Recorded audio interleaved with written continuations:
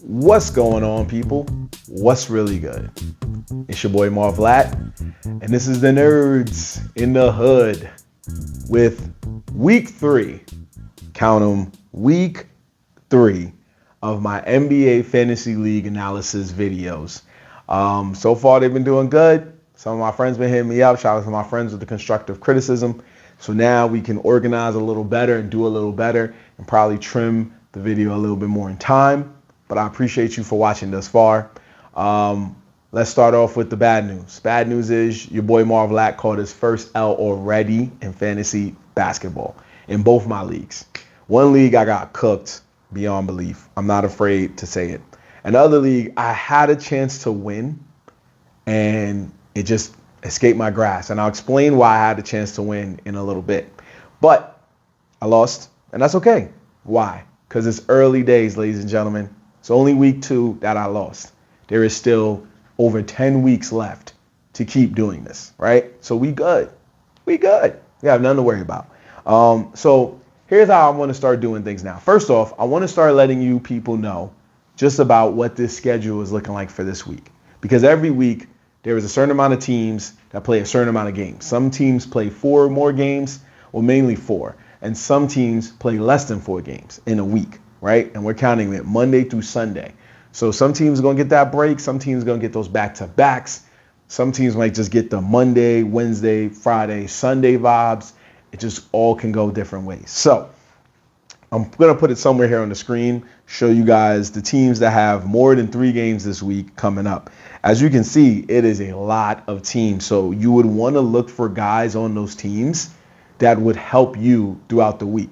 Now, keep in mind, I told some of y'all last week in my last video that if you play on a league with player limits, then this is really where you want to look at because you want to strategize effectively. Again, real quick, player limits is when a team, is when a fantasy league like mine and my friends chooses to set a specific amount of players to be deployed every single week. My league is at 40. So if I choose 10 people today, that means I can only choose 30 people between Tuesday and Sunday. So you have to plan accordingly. If you just do 10 every day, right, then you're already done by, Thursday. But based on the schedule of the NBA, not everybody plays every day, thankfully. So you won't be doing 10 every day. But you got to make sure that the next time 10 comes around your way, you got to monitor it closely, okay? So again, you see the people here, the teams that are playing. Not every team is playing 4 or more games this week. Looks like there's some teams that might have more of a calmer schedule than others because I don't see my Knicks on there. I'm not seeing a few other, like I know my Lakers is playing. Well, not my Lakers, but the Lakers are playing 2 games this week. So there are some teams that are going to play definitely a significant few compared to others. But what I do know is that these teams here are going to have a lot of guys that are going to be capable of putting up quality points for those 4 nights of the week, right? So make sure you strategize accordingly and go from there. A lot has happened in this past week. A lot of people have stepped up. A lot of people have stepped back. And there was a lot of evaluations that needed to be made for your team as well as my team. You know what I'm saying? Like, hell, DeAndre Jordan, according to Boston Celtics head coach Joe Mazzulla, was just on the street a few days ago, and he came back and started hooping against the Celtics a few days after. Now he's with the New Orleans Pelicans. So let's just talk about some people that you might want to pick up if they're still in your roster. Again, I'm not looking at what other rosters they are on and other fantasy sports apps. I'm looking at your roster. You need to look at your roster for these names, and if they come up, go get them. You know what I'm saying? So one is DeAndre Jordan, actually, because right now I know this week, especially Tuesday's game coming up for the Pelicans, Yves Messi and Zion Williamson are both questionable to play because both of them are apparently, I think they're either sick or injured. But either way, they're both questionable to play, which means that there is a lot of room for DeAndre Jordan to probably hoop very, very well come that time period. So you definitely want to check on him. Isaiah Joe is another one who, because of Luguentz Dort, because of Jalen Williams, because of Chet Holmgren, A lot of the players on the Thunder, the champion Thunder, are hurt right now. It's all hands on deck. Whoever is the next man up to start hooping is going to go in right now. I know Aaron Wiggins is one. I know Isaiah Joe is one of them. So you need to check those guys out. They're hooping right now. Jake LaRavia. I know good and damn well I was never expecting this man to have quite the season he is starting to have right now.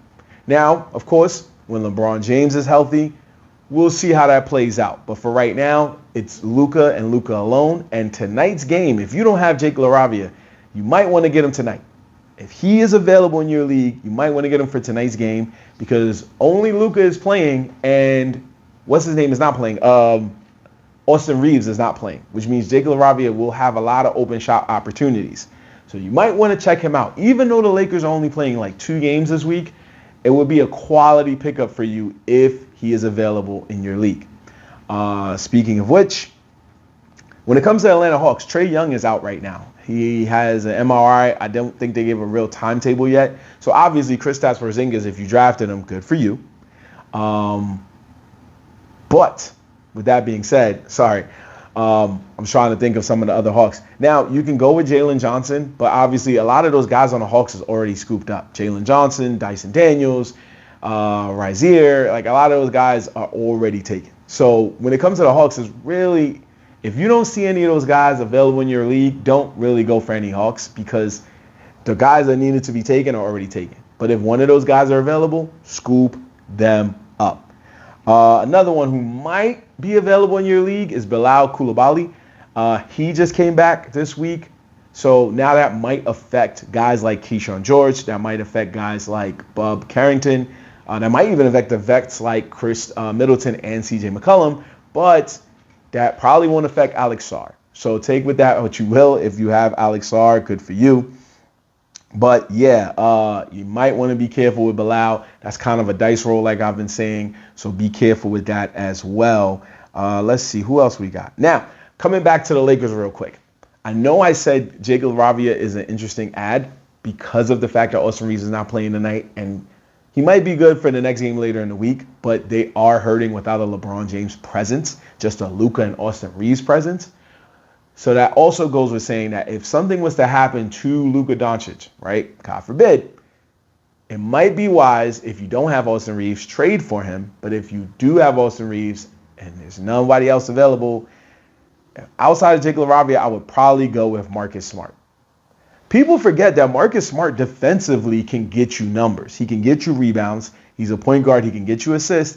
And occasionally he'll get you double-digit points. He can shoot a 3 here and there. Is he going to give you Luka numbers? Absolutely not. But will he give you quality numbers to just say, I could live with an 18? He might. He just might. And he's played 2 games so far. He might play tonight. So if he's there, I'd say go for him. He might be a low-key steal for a little bit. I know you might be tempted to say maybe I should go for Bronny James too. I probably wouldn't. Can he hoop? Jury's still out on that. We still trying to see. But I do think that there is a chance that, like last night, he played 18 minutes, 2 points, 2 assists, 3 steals. That won't get you nowhere in a fantasy spectrum, right? So you don't really want to go for just anybody. You got to pick certain names and look at if they were consistent. That is one of my tips for you today. Pick a name. Look how consistent they've been in the last few days. If they've been back-to-back high scoring, then take a chance on them. But if they did like one day they scored high, the next day they scored low, the next day they scored high, I would still probably take a gamble on them, but just maybe bench them and see if the next game they do good. And if it's just one game they did good, but the rest of the games they did bad, do not pick that person up. Do not pick that person up. But yes, definitely go for Marcus Smart if you can. And I remember I told y'all last week, Caprice Coward, Memphis Grizzlies. Right now, we don't know what the situation is with Memphis Grizzlies star Ja Morant, right? He's beefing with the team. He was suspended 1 game. There's been rumblings about him getting traded, but nobody really wants to trade for him. But if he's not on the team or he gets suspended more, guys like Caprice Coward are going to step up So if you still see him on your roster and you don't believe me, look at his numbers in his past few games. He's been playing all right. Pick him up. Pick him up. Going on to the Bucks now. Milwaukee Bucks. Ryan Rollins. AJ Green. Get those guys. They got 4 games this week. I'm pretty positive Giannis is not going to play all 4 of those games. Last week, he shocked the world. He shocked a lot of Giannis owners by not playing against the Warriors of all teams. But it turned out to be a smart investment and a gamble that paid off. Why? Because the Warriors ended up losing that game with no Giannis, which was insane. Insane. So definitely want to get Ryan Rollins and AJ Green. Pick up those guys. They're going to hoop because, like I said, there's no Kevin Porter. Kyle Kuzma is kind of meh. Miles Turner is playing, but Giannis is the focal point of that team. So if Giannis don't play, that opens up the floor for a lot of these guys to start hooping. Right now, AJ Green, if I had to choose one of the two, I'd probably go Ryan Rollins. But if he's already taken, go AJ Green. AJ Green can shoot a 3 here and there, but he doesn't get a lot of numbers moving. He doesn't. Now, another guy to get, Ryan Dunn. He's on the Suns. Royce O'Neal probably got scooped up already. He started changing like a lot of people's attention because nobody expected him to start hooping, and he's hooping, right? But people forget that Ryan Dunn can still get you a modest amount of numbers. And if he gets the right playing time, he can hoop. So go ahead and get him too. You know what I'm saying? But this brings me to somebody I was mentioning earlier, which is why I could have won my league this past week. Quinton Jackson. Ladies and gentlemen, I picked this man up because I drafted Ben Shepherd, which I was raving because he had that one good game, and I said, all right, one good game, Ben Shepherd, he hooping, and he wasn't playing. And lo and behold, another guy came in named Ray J. Dennis, which this was crazy. Ray J. Dennis was so unheard of that when you went to look for his name on ESPN, ESPN couldn't even find the guy. They couldn't even find the guy for several days until he started hooping. Then he caught ESPN's attention, and then ESPN scooped him up and said, okay, you could pick him up. Then put him on waivers for like 2 days, and then I lost him. I was like, ESPN, what's going on, fam? How y'all don't know who this guy is? You got Mac McClung on there, but you couldn't give me Ray J. Dennis? Come on, man. So Ray J. Dennis was one of the people that was hooping. But Quinton Jackson stepped up right after that. And first game was like 8 points, 3 rebounds. You're like, all right, whatever. Next game, 15 points, 4 assists, 4 rebounds against the Hawks. And then this past week against the Warriors, he not only won the game, but he almost got a triple-double with 25 points, 10 assists, 6 rebounds, and he got 3 steals. That's pretty helpful too. He came out of nowhere. He is now the starting point guard for the Indiana Pacers, surpassing Ben Shepherd. Now, is he going to have some type of insanity run where he comes out of nowhere, he starts hooping, and then one day he cools off? Perhaps. But right now, the brother's playing. He is playing. And if he was able to take on Steph Curry and win, that speaks volumes. So if he is on your roster, which he most likely should be by now, he's probably a free agent, pick him up. Take a gamble on him. He's going to hoop. Quinton Jackson, Indiana Pacers. Definitely check him out.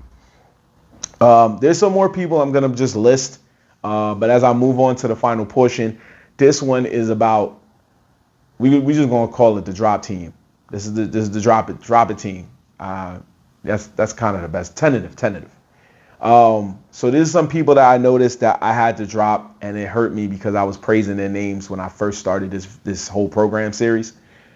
Bradley Beal, let's just get that right off the back. Bradley Beal. Right now, he's been injured. They capped his minutes. He might play more minutes. Who knows? But it's really a flux situation. And on a team where Kawhi Leonard is playing very, very healthy, it's kind of hard to see him actually go off. And then James Harden's being James Harden. Zubac is now the third option. Collins is still hooping here and there. You know, so it's kind of hard to see him have a game where he goes off. And I still believe it'll happen. I just don't see it coming anytime soon. So it is safe to drop him. It is safe to also drop Bryce Sensabaugh. Bryce Sensabaugh's minutes have dropped and his scoring has dropped dramatically in the past week. It is crazy how much he's dropped from week 1 to week 2. If you still want to rock with him and have patience, because the Jazz also exercised their option to keep him for another year or so, yeah, that means the Jazz have faith in him, or maybe they might be using him as a trade chip somewhere down the line. Yeah, he still has the potential to go off, and if he does, keep him on your radar. But for right now, if you see a better option, go for that option. He's not doing what he needs to be doing right now. And it's hurting me to say that, but it's so true. I know I said his name before, but Zaccharie Risacher, I said it horribly wrong before. I just called him Risacher. He's kind of still putting up reasonable numbers, but it's still not enough to get by. The last game he did against the Cleveland Cavaliers, played only 24 minutes. He did 8 points, 3 steals, 5 assists, 2 boards. In a no Trae Young scenario, he should be doing better. It's hard to say right now. So with him, I wouldn't say drop him just yet. I would say maybe stash him and see what happens after you stash him. See maybe if he starts hooping, maybe if he doesn't start hooping. That's really what the case should be. Now, I'm going to do one last thing. I got a couple of veteran names that you guys should pick up. I know I was saying a whole bunch of random people and not doing some veterans there, but I got some OG veterans that I think you should pick up. I know I said DeAndre Jordan. I know I said Marcus Smart. But has anybody considered my man Mike Conley? Just saying. Has anybody considered my man Mike Conley?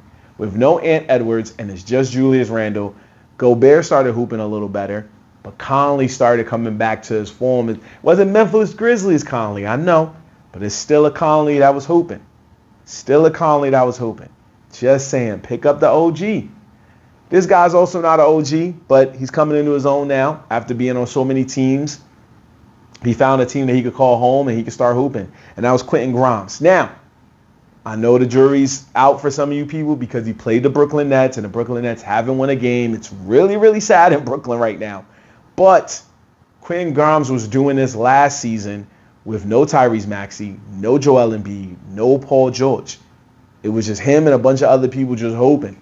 And he was one of the guys on there hooping. So it's good to see that he's doing it now with a VJ Edgecombe and Tyrese Maxey. But now you got some other people coming back. Maybe Paul George might come back. Joel Embiid's still playing. McCain's going to come back at some point. So we're going to see how he fares. But I would say hold on to him now. Let him keep hoping and see where they put him in the rotation once all of these guys come back.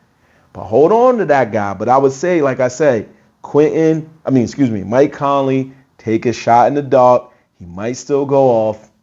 Just throwing that out there. Anyway, hope your team is doing well. Hope it's been a fun season so far for me, even though it's only been 2 weeks. And I wish you good luck this week. I wish myself good luck this week. And if you know any names, if you know somebody that can go off, write that in the comments. Let's talk about it so that way we can exchange ideas and help win together. You feel me? Anyway, it's your boy Marv Latz, another edition of the Nerds in the Hood Fantasy Basketball Strategy Analysis video. Wow, that's a long title. But I'll catch you next time on another episode. Peace till then. Follow me on all social media on my link tree in the description below. I'm going to go watch some hoops, and I'll see you then. Peace.